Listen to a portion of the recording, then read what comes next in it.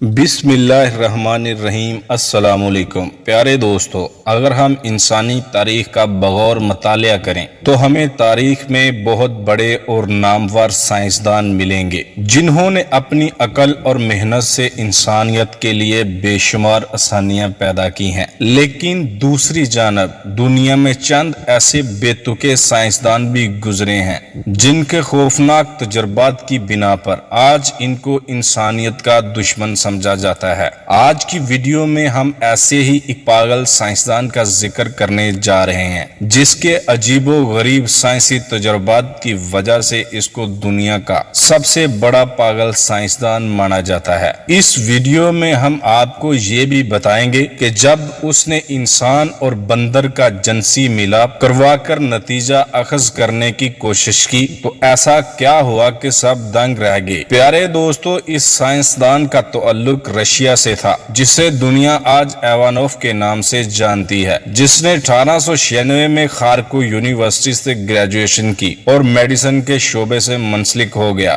یہی وہ وقت تھا جب ایوانوف نے مختلف قسم کے جانوروں کے آپس ملاپ سے نئے جانور پیدا کرنے کے تجربات شروع کیے، لیکن اسے ان تجربات میں تو کوئی خاطر خواہ کامیابی نہ مل سکی، مگر وہ نر جانور سے نطفہ لے کر مصنوعی طریقے سے مادہ میں رکھنے کا بانی قرار پایا، جس سے اسے بے پناہ شہرت ملی اور وہ 20ویں صدی کے شروع میں اس شعبے کا لیڈر بن گیا۔ ایوانوف نے زیبرے اور گدی کے باہمی ملاپ سمیت کئی ایسے تجربات کیے جس چیز نے اس کے لیے پاگل سائنسدان کا لقب حاصل کیا وہ بندریا اور انسان کے ملاپ سے ایک نیا جانور پیدا کرنے کی کوشش تھی۔ اس نے اپنے اس مفروضے کا اظہار خیال سن 1910 میں آسٹریا میں ہونے والی زوالوجسٹ کی عالمی کانفرنس میں کیا۔ تب تک وہ اس مفروضے پر سوچ و وچار کر رہا تھا۔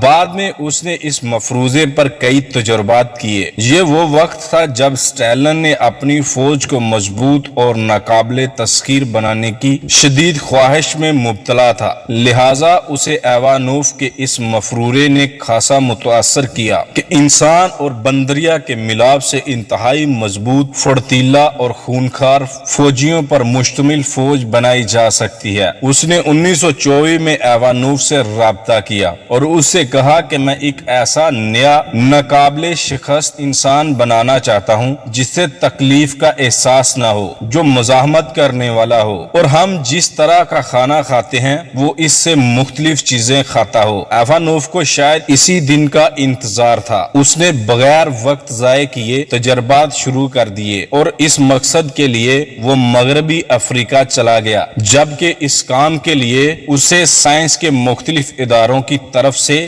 باری چندہ بھی دیا گیا اور رشین سائنس اکیڈمی نے اسے 10,000 امریکی ڈالر کے فنڈز بھی دیے۔ سب سے پہلے اس نے انسان کا نطفہ چمپینزی میں رکھ کر اسے حاملہ کرنے کا تجربہ کیا اور بعد میں اس نے بندریا پر بھی ایسے ہی تجربات کیے اور پھر ایک مخصوص وقت تک اس بندریا کی حفاظت کی، اور اس کے بعد دنیا نے دیکھا کہ اس تجربے کے نتیجے میں ایک عجیب و غریب مخلوق پیدا ہوئی جسے آدھا انسان اور آدھا بندر کا نام دیا گیا، لیکن دیکھنے میں یہ بظاہر بہت کمزور تھے اور جس مقصد کے لیے اس کی تخلیق کی گئی تھی اس کے لیے انتہائی طاقتور مخلوق کی ضرورت تھی، لہذا یہ تجربہ ناکام سمجھا گیا اور پھر دوبارہ 3 سال کی تیاری کرنے کے بعد اس خوفناک تجربے کا آغاز کیا گیا اور ملاپ کا عمل دہرایا گیا۔ آخر کر یہ تجربہ کسی حد تک کامیاب ہو گیا اور بندریا کے جسم سے ایک ایسی مخلوق کا جنم ہوا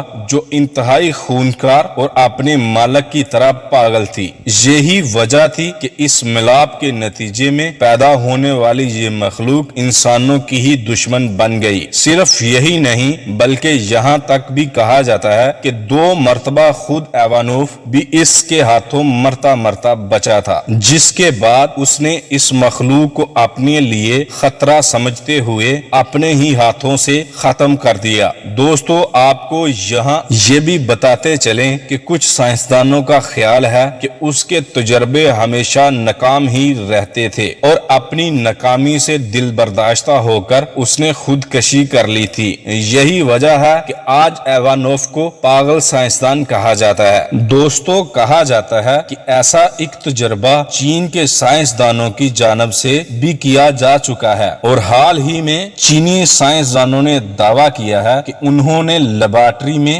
انسان اور بندر کے ہائیبریڈ یعنی مخلوط نسل تیار کر لی ہے، جس کا مقصد ہائیبریڈ جانوروں کے ذریعے انسانی اعضاء کی تخلیق کرنا ہے، جنہیں انسانی جانیں بچانے کے لیے ٹرانسپلانٹ کیا جا سکے گا۔ تحقیق کاروں کا کہنا ہے کہ ہائیبریڈ جانور تخلیق کرنا اہم قدم ہے، اور وہ اس حوالے سے پریونٹ یعنی بندر کی نسل پر تجربات جاری رکھنے، بندر اور انسانی ہائیبریڈ کی تخلیق میں شامل ٹیم کا کہنا ہے کہ انہوں نے بندر کے ایمبریو میں انسانی سٹیم سیلز داخل کیے تاکہ انسانی ٹیشوز بنائے جا سکیں، تاہم اس تجربے کو اس وقت روک دیا گیا جب یہ مخلوط ایمبریو ایک بچے میں تبدیل ہو کر جنم لینے کے قریب پہنچ چکا تھا۔ چین کے علاوہ اس تحقیق میں ہسپانوی سائنسدان بھی حصہ لے رہے ہیں، جو اسپین میں ہائیبریڈ جانوروں کی تخلیق پر عائد پابندیوں کے باعث چین میں تجربات کر رہے ہیں۔ ان کا کہنا ہے کہ انسان اور بندر کے خلیوں کے ملاپ سے بننے والی مخلوط بچے کو دنیا میں لایا جا سکتا ہے، لیکن اس عمل میں ابھی کچھ پیچیدگیاں باقی ہیں جن پر کام جاری و ساری ہے۔ ان کا مزید کہنا ہے کہ اس عمل کے دوران اس مخلوط ایمبریو میں ان معروضوں میں جینیاتی تبدیلیاں کی گئی تھیں جو اعضاء کی نشو نما کو کنٹرول کرتے ہیں، اور سائنسدانوں کو اگر زینو ٹرانسپورٹیشن کے اس تجربے میں پوری طرح کامیابی ملتی ہے تو آنے والے وقتوں میں انسانی اعضاء نکارہ ہونے کے سبب ہونے والی اموات میں بڑی حد تک کمی آ جائے گی، اور ایسے کیسز میں بے شمار شخص کے خلیات کسی جانور میں داخل کر کے مطلوبہ اس کی ہو بہو زندہ نقل تیار کی جا سکے گی، جسے بعد ازاں اسے اس شخص میں ٹرانسپلانٹ کر دیا جائے گا۔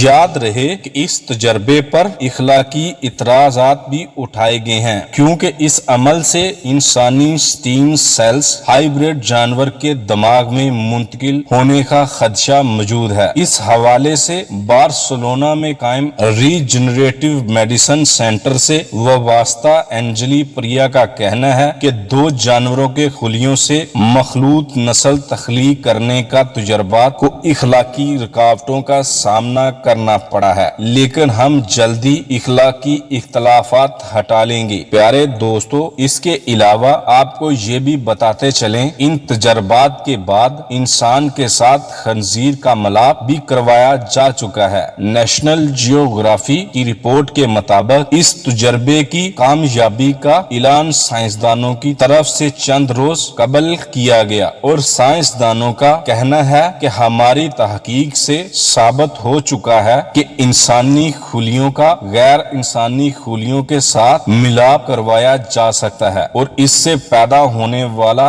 اس مادہ جانور کے پیٹ میں زندہ بھی رہ سکتا ہے۔ رپورٹ کے مطابق تاریخ کی یہ حیران کن سائنسی تحقیق امریکی ریاست کیلیفورنیا میں واقع ادارے stroke institute for biologically study میں سائنسدانوں کی ایک بین الاقوامی ٹیم نے کی۔ انہوں نے انسانی اور خنزیر کے خلیوں کے ملاپ سے جو نام نیاتی جسم پیدا کیا اسے چمیرا کا نام دیا گیا، اور لیبارٹری میں اس نام نیاتی جسم کو پیدا کرنے کے بعد انہوں نے اسے مادہ خنزیر کے پیٹ میں رہ کر اسے زندہ رکھنے کا تجربہ بھی کیا، جو کہ کامیاب رہا۔ رپورٹ کے مطابق اس کامیاب تحقیق کے بعد سائنسدانوں نے انسانی اعضاء پیدا کرنے کے منصوبے میں اہم سنگ میل عبور کر لیا ہے، کیونکہ دنیا میں کئی لوگوں کے بعض اعضاء نکارہ ہو جاتے ہیں اور اس دینے والا شخص نہ ملنے کے باعث وہ موت کے منہ میں چلا جاتا ہے۔ لہٰذا اگر اس تحقیق میں مزید پیش رفت ہو گئی تو سائنسدان ایسے مریضوں کے لیے انسانوں اور جانوروں کے خلیات کے ملاپ سے اعضاء تخلیق کرنے میں کامیاب ہو جائیں گے۔ اس